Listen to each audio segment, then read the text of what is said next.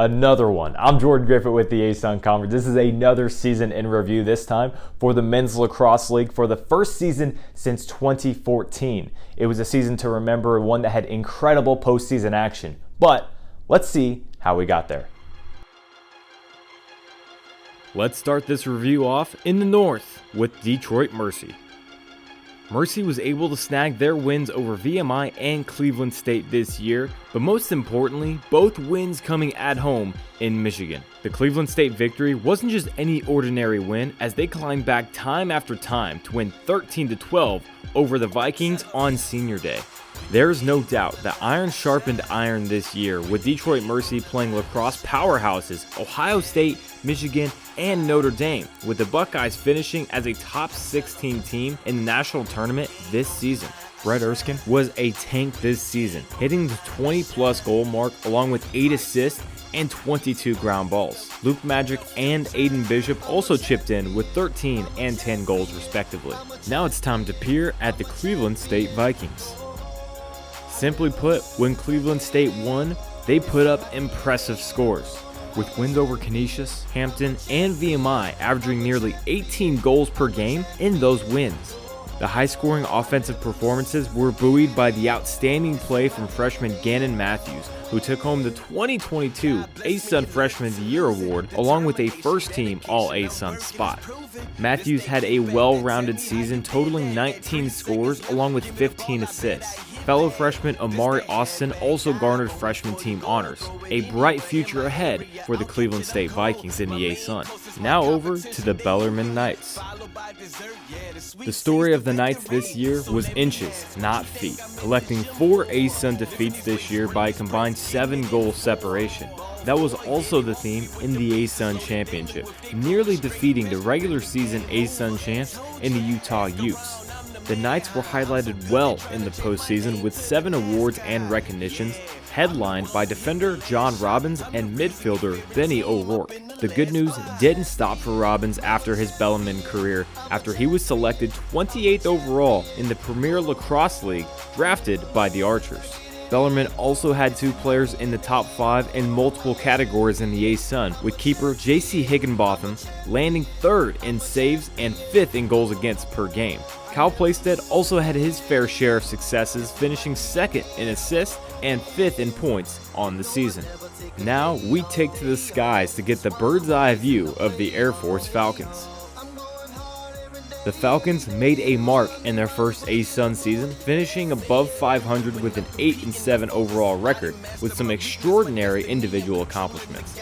Goalie Jason Rose was nails between the posts this season, earning ASUN first team honors, leading the conference in saves. He also had 13 more saves than the next closest keeper in the league, while also sporting a 54.2 save percentage and leading the league in goals against per game. But it wasn't just a one-man show. Brandon Dodd and Brennan Krauss were number 1 and number 2 in the conference in shots, both being in the 140-plus range. Much like Rose, they led their respective categories by 25 or more to the next closest competitor. After a tight postseason, the Falcons have much to look forward to, with 3 freshmen making the All-ASUN freshman team. We continue our venture out west with our regular season champs, the Utah Utes. What a season it was for the Utes, ending with a 10-4 record and recording a 7-game win streak, with 6 of those wins coming against ASUN opponents. Not only did they play well in league play, but they showed the entire country their skill set, nabbing 2 ranked wins versus number 17 Vermont and number 8 Jacksonville. The talent was seen around the league from the Utes, as attacker Tyler Bradbury was voted Player of the Year and Sammy Cambert was voted Defensive Player of the Year. The superlatives did not stop there, with head coach Andrew McMinn winning Coach of the Year. Utah shattered their program records this year in goals, points, ground balls, and assists. They proved to be a well-rounded squad, locking up the defense, holding teams to just a 27 shot percentage.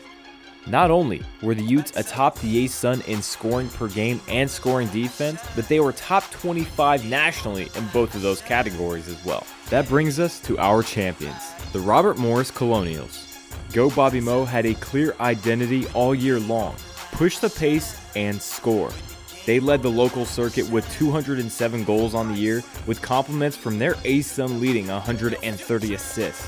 They weren't only a fast-paced offense, they were snipers too, scoring a 64.7 shot on goal percentage with a 33.1 shot percentage, good for 5th in the US.